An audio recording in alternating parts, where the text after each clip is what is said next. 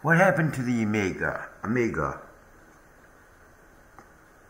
The Amiga, a pioneering computer known for its advanced graphics and sound capabilities, faced a decline due to the internal struggles at Commodore, marketing issues, and ultimately Commodore's bankruptcy in 1994, leading to the end of the Amiga platform.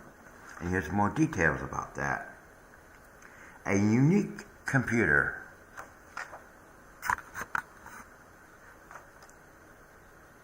The Amiga was a 16-bit computer released in 1985 by Commodore, known for its advanced graphics and sound capabilities, setting it apart from other home computers of the time. Commodore struggles. Commodore, the company behind the Amiga, faced financial difficulties and the internal power struggles. Marketing issues. Commodore's marketing efforts were not effective on conveying the Amiga's strengths, and the company struggled to compete with Apple and IBM, who marketed their products as business machines, not game machines. Internal problems.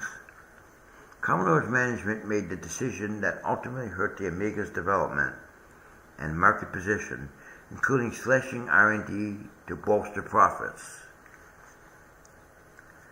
Bankruptcy and aftermath. Commodore's bankruptcy in 1994 led to the end of the Amiga platform, but the Amiga name and technology were purchased by SCOM Gateway and later Amiga Inc. Amiga Inc. attempted to revive the platform with new software and hardware, but ultimately failed to gain widespread adoption. Amiga OS and hardware.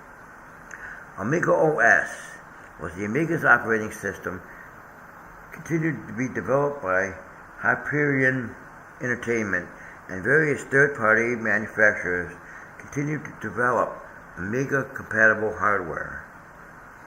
Amiga's legacy.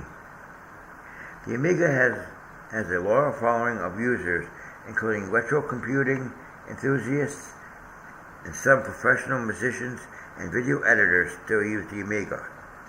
Amiga Corporation.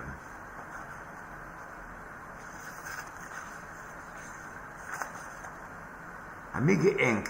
transferred its IP to C-A Acquisition Corp. later renamed to Amiga Corporation. Thank you for watching.